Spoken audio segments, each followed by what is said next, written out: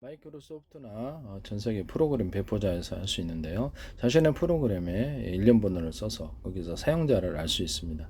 사용자의 범위를 넘어서서 안에 있는 중요한 어떤 파일들을 변경을 시켜가지고 그래서 악용하는 이런 거 있을 때 그쪽 부분을 적색불이 들어옵니다.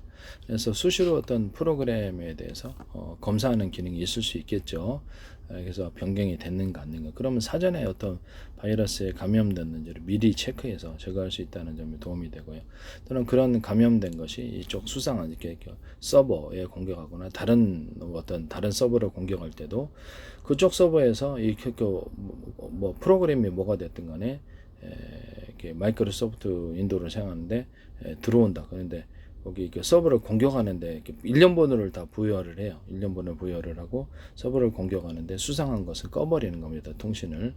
그 다음에 그 어떤 감염된 것을 윈도우 프로그램을 계속 사용하고 싶다 그러면 그것을 갖다가 그걸 지워버리고 회복시킨다. 복구한 다음에 사용할 수 있게끔 하는 이런 적극적인 방식도 있을 수가 있습니다. 이와 같이 만드시면 제 기술 구조가 되겠습니다. 그래서 프로그램이 변경됐을 때 쉽게 우리에게 눈치챌 수 있도록 프로그램 검사 기능을 갖고 있어야 되고요. 에 따라서 부당한 사용자에 대해서 거기서 경고 조치가 뜨거나 일정 시간을 차단시켜서 쓰지 못하게 하거나 반복적으로 계속 시도하면 불순한 의도로 여기서 그것이 이제 다른 데에 대해서 다른 PC에 대해서 감염된다는 증거를 할 때 그것을 수사기관에 의뢰할 수도 있겠죠. 일단 뭐 소극적으로는 차단시키는 프로그램을 사용하지 못하게 차단시키는 방법도 있으나 소비자 불편이 좀 있을 수 있는 거로 일정 기회를 줘서 그것을 자신들에게 해당되는 프로그램에 대해서 먼저 그것을 불순한 어떤 숨어 있는 이렇게 좀비 바이러스들을 제거를 하고 다시 쓸 수 있도록 이런 것도 있을 수 있겠습니다. 일단 그 자신의 어떤 뭐 처음 배포한 것과 더불어서 파일이 틀려져 있다.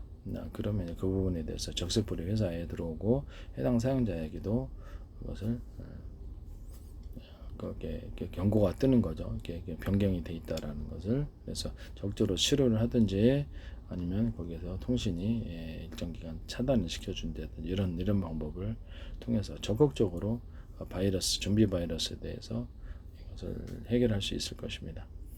남의 기술을 도둑질에 상업화시키지 맙시다. 마이크로소프트 이름을 거론했는데도 이렇게 공개적으로 이걸 쓰시면 안 됩니다.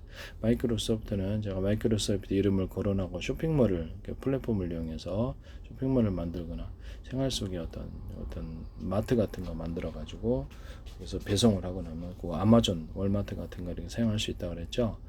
그다음에 퀵 서비스, 세탁 서비스 다양한 앱을 탑재해서 수익을 거둘 수 있다고 쇼핑몰에서 돈 많이 버셨죠.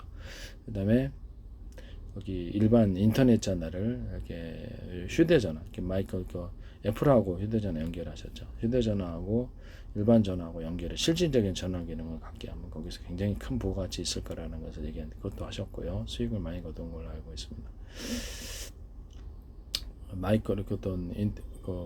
오픈 AI의 소라 기술에서도 어떤 단순 구성 요소로부터 시작을 해갖고 복잡한 구성 요소를 추가시키는 방법을 해서 스토리를 전개해 나가는 이런 방법을 사용하시는 것도 알고 있습니다. 네, 그 부분도 그렇고 저화질을 고화질로 만드는 기술에 대해서 과거 사진을 복원시켜서 좋은 사진으로 이렇게 현대 사진으로 만들 이런 것들도 있잖아요.